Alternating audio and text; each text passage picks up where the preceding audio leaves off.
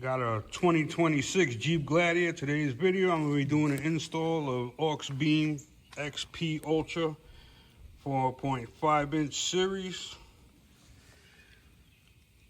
Amber color, IP68 waterproof, easy installation, wide application, LED pod lights. This is a combi beam pattern that I'm going to go with. I'm going to mount them up in the cowl. And let's get at it. I'm going to be hooking it up to my Bose switch that I have mounted in the grab handle inside. Here's the specifics of the light that I'm installing. There's a QR code if you need any help. There's the dimensions of the light. Show you in better detail. Let me open it up, show you what comes in the box. And here we go. Oh, so important. We are so important. Love it. Got some install manual. Some more specifics. If you don't have swag, I don't like your company. Gotta have it. Here's all your wiring, relays, everything in there. Being that I'm going with the Bose switch, I don't need any of the relays, nor do I need the switch to control the lights. It's all gonna be controlled with the Bose switch. It's a big, hefty light here. You got the amber cover on it. As you can see, it has the spot beam on top, flood beam pattern on the bottom. Side look at the bracket. Very heavy light. Connectors, aluminum. I wish this was black, but whatever. I'm not gonna paint them, I'll leave it the way it is. Two of them. Mounting hardware, Allen keys provided. So being that I'm using the Bose switch, these are the two harnesses that go directly to the lights. I don't need all this wire. You're gonna follow it back to here. I'm gonna clip all these wires. You got two reds, two whites, two blacks. I'm gonna clip those off. Like I said, this is the switch that I'm not gonna be using. And then this is the hot leads, which I'm not gonna be using, nor am I using these relays. So like I said, I'm gonna clip the two reds, the two whites, the two blacks, and I'm gonna show you how I join them up when I get to that part. Cutting the two whites, cutting the two blacks.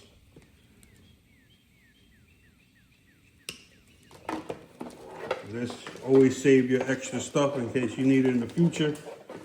So I'm gonna put that back in the bag. These lights that I order have a daytime running light feature, which will lighten up these during the daytime. And then when you turn on the full power, all your lights will come on. Being that I have a Bose switch, I'm gonna have one switch set up just for the daytime running lights. And then I'm gonna have another switch for all the lights, so I can control each one separately. So I can have the full light on or the daytime running lights, either or both at the same time. Okay, there's your amber cover. I'm gonna show you how I install it on the Bose switch inside. Okay. First thing we wanna do is pop off this cowl cover right here. You got the two bolts on top, two bolts on the side over here. I'm gonna pop that off, take the cover off so I can run my wire to come out from under here, right through here, okay? Out of the way and into the hood. You got the four bolts out. You're gonna pull the plastic cowl piece towards you. This is the light switch that I ran for the Bose switch right here. This is the same way we're gonna be running the lights. Like I said, I'm gonna be joining these up to the Bose switch. So clip the wires off. I'm gonna end right here. So I'm gonna run the wire under here, under this foam piece right here. Keep it safe, not in the way of anything or anything getting damaged. This even comes out, so snake it through. Pull that right into the engine bay.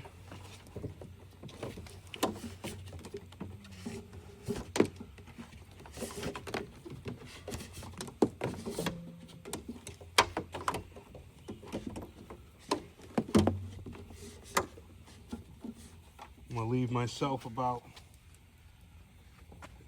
that much wiggle room right here, okay? I will be able to adjust it after the fact anyway, so we're gonna do that. I'm gonna put my cowl piece back in with the bracket back on so I can put the, we're gonna start out to mount this bracket. We're gonna start out taking these 4 hex nuts out with the provided Allen key. Just loosen them up, don't drop anything. You got a lock washer, flat washer, and a bolt. Let me shaking. Now we can put the bolt in through here. So the bolt goes down through here, like so, through your bracket of choice.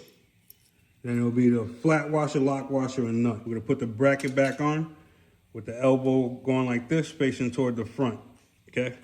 Put your 4 hex bolts back in. So we're gonna run our wire right through here. Temporarily, I'm gonna just put it right behind the hinge right there. We're gonna take our plastic panel, making sure we don't pinch the wire in any way, just like so. You can see it's not pinched and it's moving freely. We're gonna put our bracket back on and the 4 bolts back on. The longer bolts go toward the back.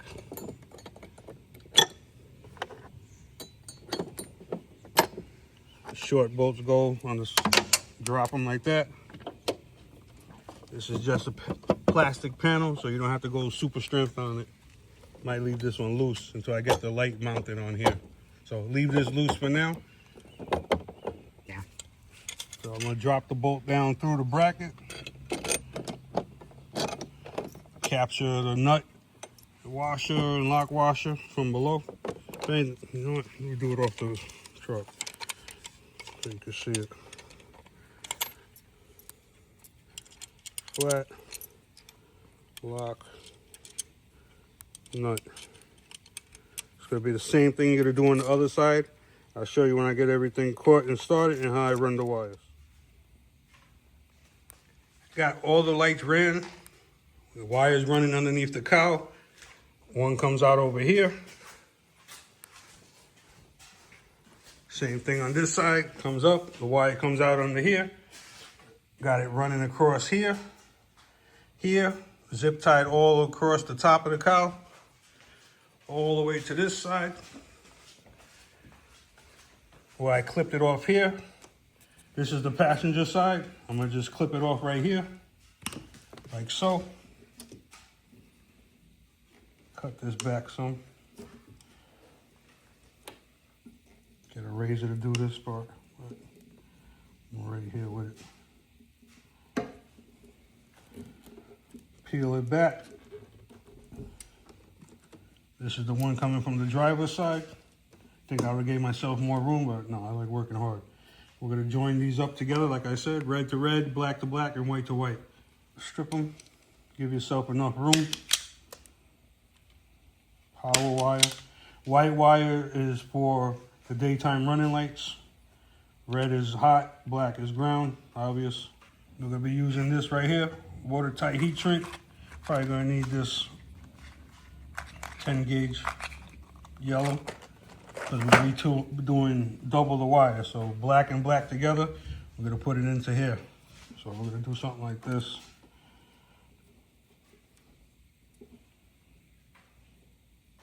You could solder it for a better connection. I never had no issues running these.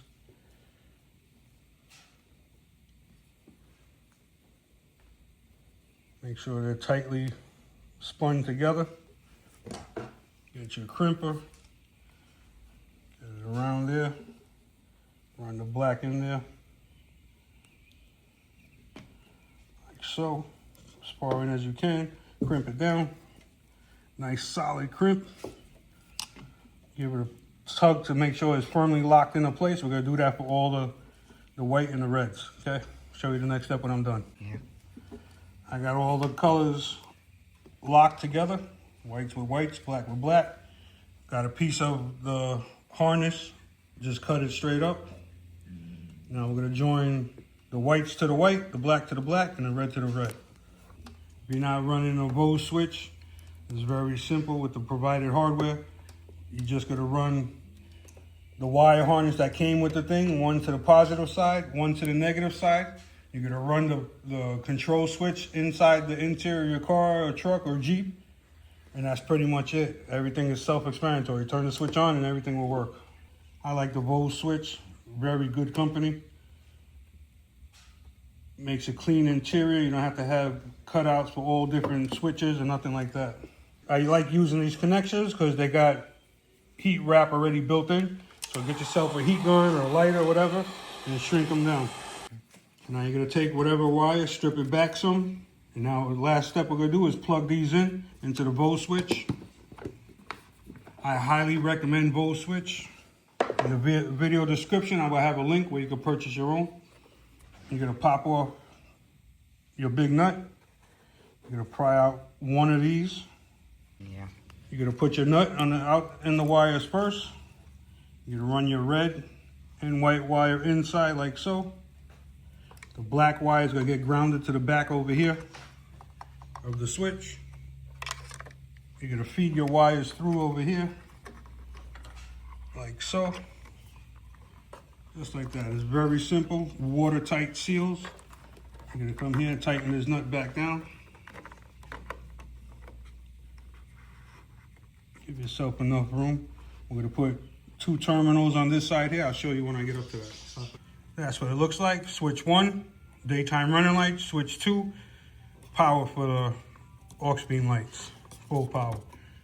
Last but not least, I'm gonna put a terminal on the ground, ground it right over to the first switch here.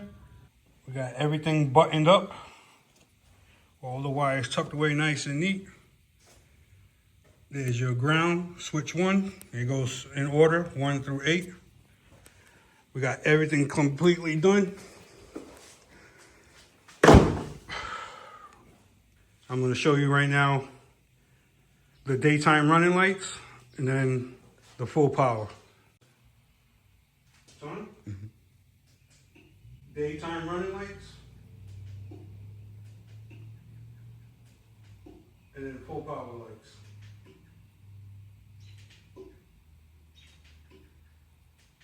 This is the daytime running lights without the amber cover.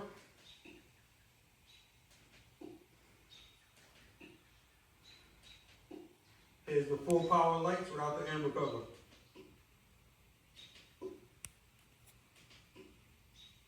When it gets darker, I'll take it outside to show you the beam pattern at night when I do my final adjustment. Here's what it looked like with the headlights on by themselves.